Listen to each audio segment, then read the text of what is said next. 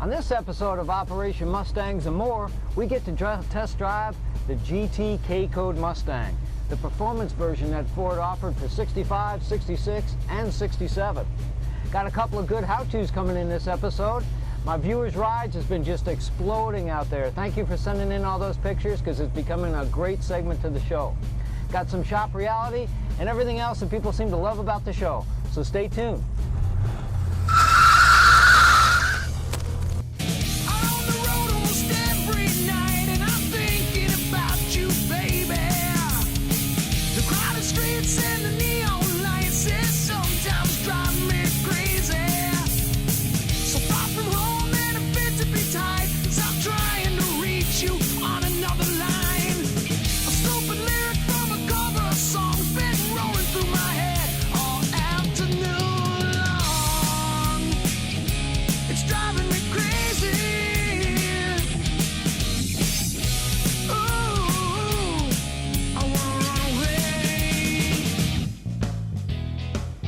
If there's one thing that Ford thought of right off the bat when they made these Mustangs was to come up with a performance Mustang. You know, the guys that looked at these cars just loved the body styles of them, but Ford wanted to make sure there was a performance part that they could use to really boost up the sale. So what they came up with was an option for the car that was called the GT option. And this GT option had quite a few engine things going for it. One in particular was the K-Code option. This particular GT right here has the K-Code option. This week's test drive is going to be in this baby right here. Let's hop in the car and ride. Okay, this week we're driving the 65 K-Code Mustang. Now the K-Code was an engine option, and what they refer to when they say the K is the 5th digit in the serial number. You know, Mustangs, Fords in general, they were pretty smart about their engine codes. They put them right in the VIN number itself. So a guy that owns a Ford could actually know what his car originally came with as far as an engine goes. A lot of the companies out there like General Motors, they didn't necessarily do that. You had to do some other research to find out what engine that car originally came with. But you walk up to a Ford and you go to that 5th digit and that letter says what it was.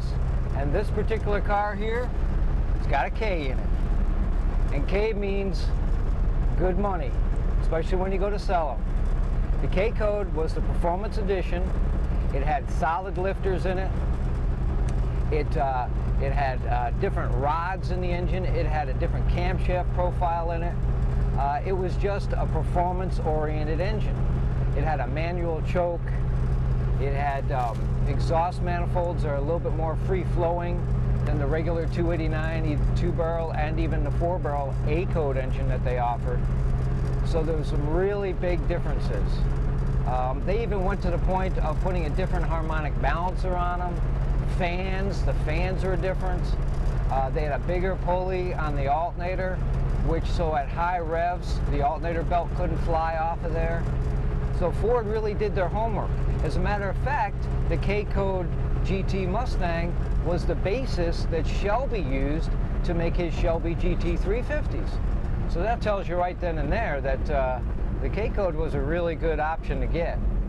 Now a lot of people thought that if you got the K-Code performance option, that automatically you got the pony interior option.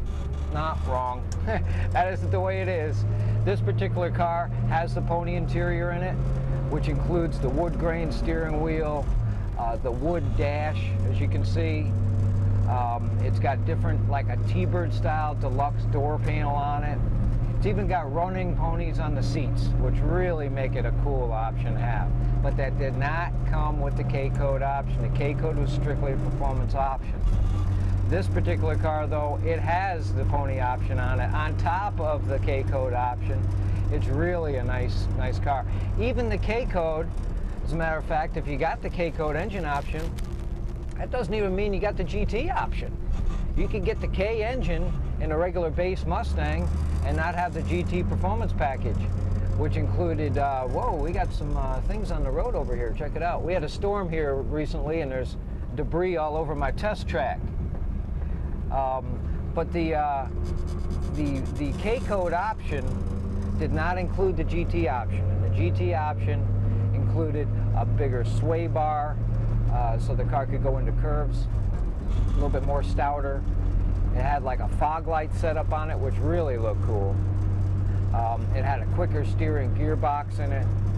It had a rear end in it, for the K-codes especially, that was the 9-inch rear end.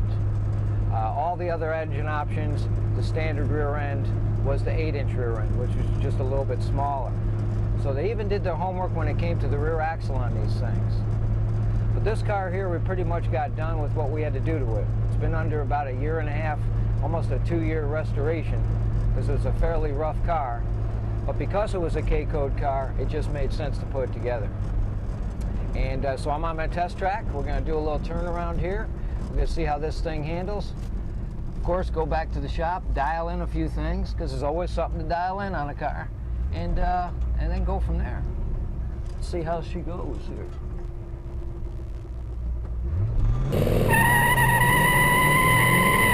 Oh yeah, it's got some small, skinny factory tires on it, so you don't really want to beat the heck out of those tires because you just rip them down the road. This gentleman opted to go with the factory belted style tire, and which really makes it an authentic looking car. Well, I don't want to burn him up on the guy. He spent a whole lot of money on him, so I just kind of use it just to feel how it is. And this car feels strong, feels good. Goes down the road nice and straight. I like that. Steering wheel's nice and straight. Shifts well. This is a nice car. So why don't we make it back to the shop, make our adjustments. We'll do a little walk around on it, and we're done for to go into our next segment, which is probably going to be a how-to, or it might even be my viewers' rides. So stay tuned.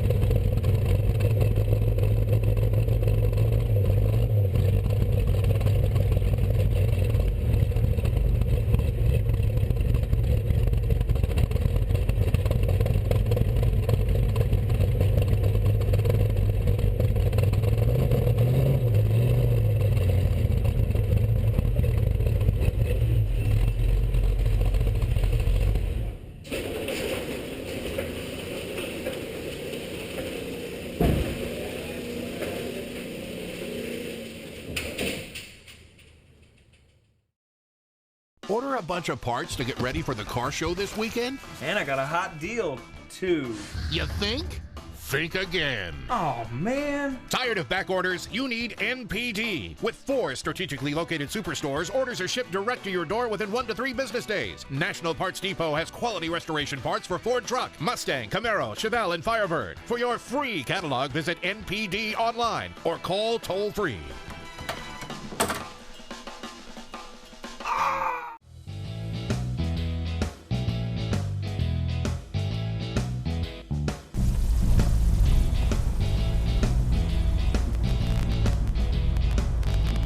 Well, thanks for watching this episode of Operation Mustangs and More.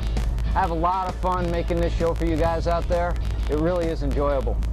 Make sure you go to my Facebook, Mustang Operation. I just screwed that up, so I'm gonna go around again. We'll do it all over again. See you in a bit.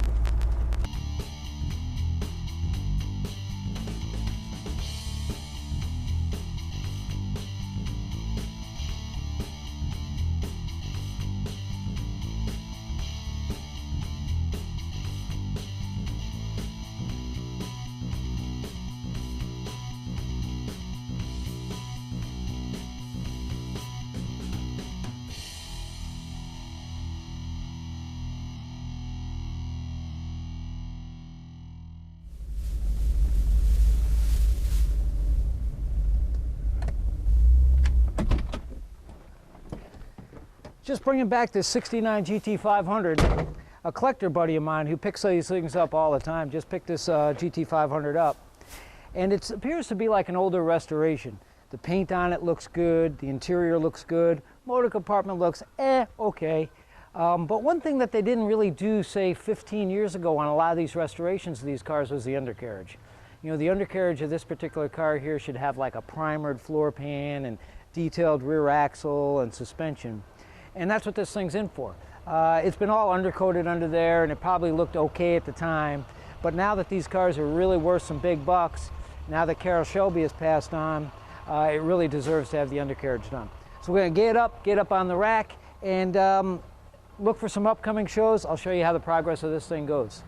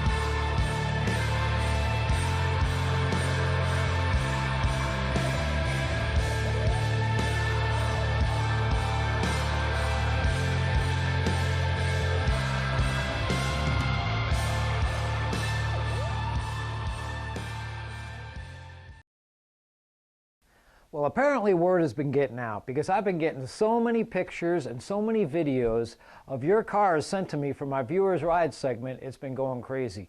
You're even standing in front of your cars and sending me pictures. That's just so great. Check it out. This is one of the best ones I've put together yet.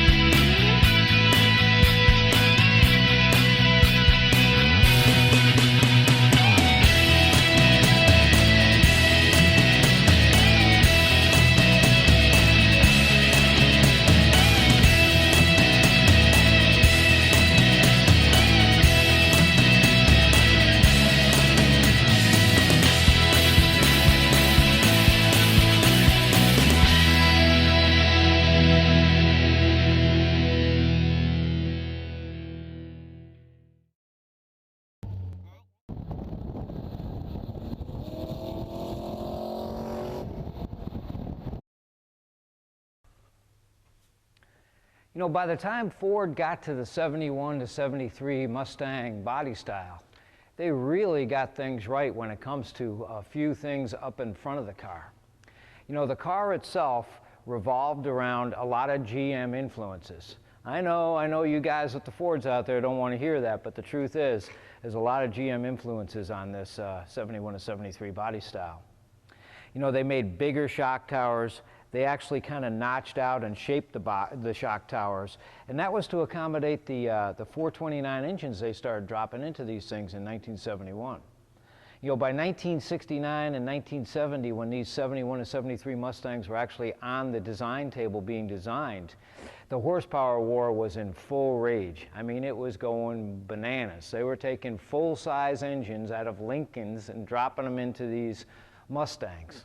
Well, by the time the 71 Mustang came to market, well, the insurance regulation, we had a whole oil embargo, gas prices went up. It was a mess back then with the gas prices. I remember as a kid, my dad had a gas station, Sunoco gas station, and we were only allowed to pump gas for 2 hours a day. And it became to the point where there was odd and even days, meaning that if your license plate ended with an odd number, you can only get gas on an odd day. I mean, it was crazy out there. My dad had a magnetic sign that he would have me put on the last car in the line that said last car in line. People would get out of the car and they'd move it to their car and they'd move it to their car. So eventually my brother had to stand at the end of the line to make sure that didn't happen. So this way we could get the cars moving smoother, and people were mad as heck. I tell you what, it wasn't a good time for gas. But anyways, back to the 71 to 73 Mustang. The influences are this. It had a much longer engine compartment on it, kind of like the GM, meaning the Firebirds, the Camaros they had, the Monte Carlos they had, just had this monster nose on there to accommodate these big engines. Ford got smart. They finally made the engine compartment bigger on the Mustang. They also went to an integrated steering gearbox. This is a Saginaw steering gearbox, which means that the power steering fluid actually circulates through the box itself.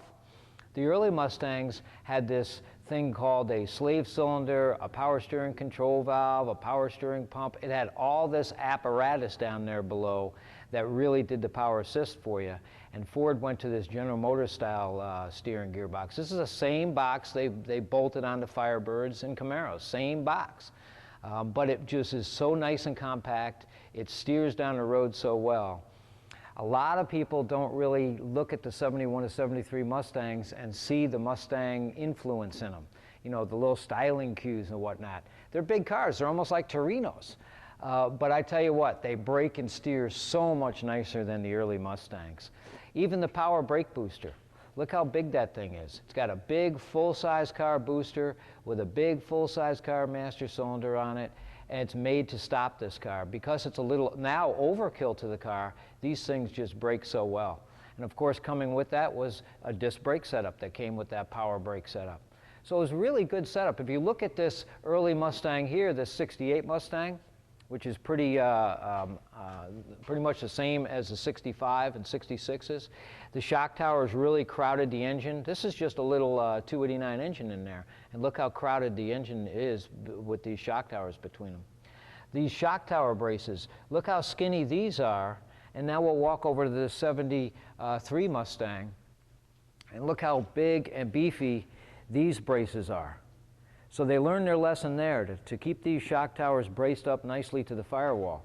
You got the 71 to 73 brace, and then you got the early 65, 66 brace. There's a big difference there. That tells you that, you know, it's just not, the early cars just weren't holding as steady as far as the shock towers go. They had their own integrated frame down here. You know, no longer is that frame, that cross-member frame, removable on the 71 to 73 cars. It's part of the car itself. It's part of the chassis itself. It's a big, beefy thing. So lessons were learned from the early cars. There was a gentleman named Bunky Knutson that came from General Motors, that was hired onto Ford Motor Company, and that's where a lot of these influences came from for the GM cars over to the 71 to 73 Mustangs. If you look at the dash of a 71 and 73 Mustang, the way it slopes down and the way the gauges are. It really echoes the Camaro, the Firebird, and even the Corvette kind of a dash. So they really did have the influences of General Motors, and I tell you what, you know, General Motors does have a few things right, unfortunately, out there for you hardcore Ford guys. I know you don't want to hear that, but they really did have a few things right. So stay tuned for my next segment. It's coming up. It's going to be a great one. You know, one of the biggest things we do here at Mustang Restorations in 30 years is make these Mustangs look like Shelbys. Shelby really got it right with the back end and the front end of Mustangs when they changed them into the Shelby look-alike thing. Well, up until now, if you wanted to make the back end of your, say, 67, 68 Mustang look like a Shelby, you had to buy this clumsy fiberglass panel to make these taillights work. And it was a real kind of drilling holes type of thing, and you're dealing with fiberglass, which isn't always the best thing. It can crack. Drake's come up with something that you need to see, and you need to see now. It's a metal taillight panel, just like the original panel that Ford put on these Mustangs. It's made out of steel, so it can be welded into place and not glued in or screwed in like the fiberglass panel would be. And of course, it accepts the taillight lenses and the taillight bezels that Drake offers also. It's not quite as easy of a task. It's not a bolt-in thing. Basically, what you're going to do is you're going to remove the old panel by cutting it out, and then you're going to screw the new panel into place and then weld it in. So it's not something that's a simply bolt on and then you're done with the type of thing. But in the years I've been doing this, most of these old Mustangs need a taillight panel. They've either been hit back here and it's all bent up, or around the taillight openings themselves are all rusted out, so they need it anyways. Now's the opportunity to put the Drake panel in there.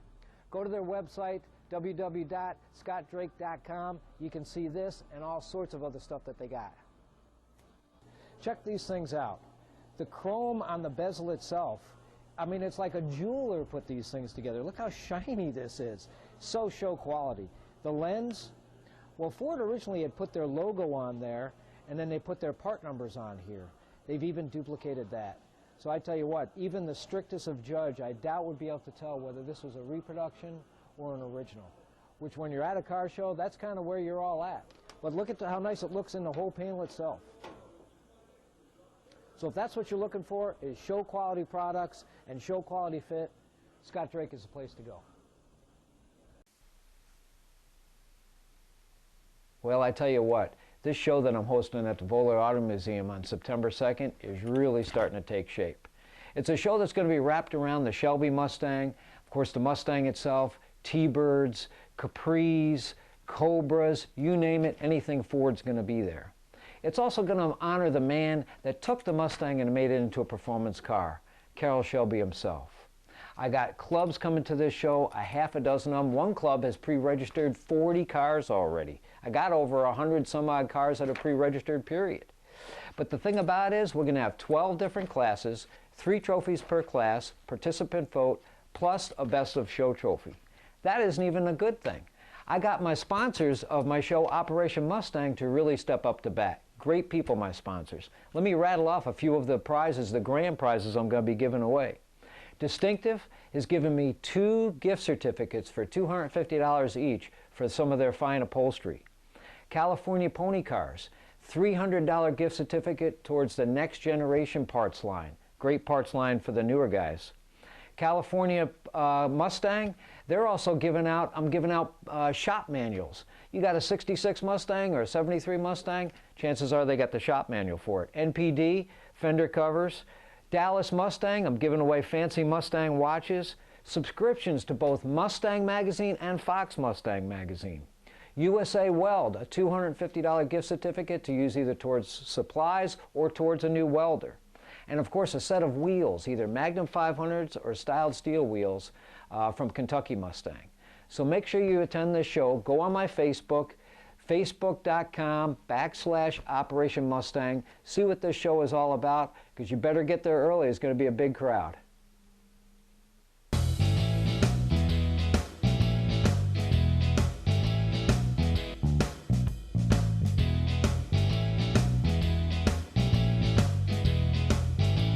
Well, thanks for watching this episode of Operation Mustangs and More.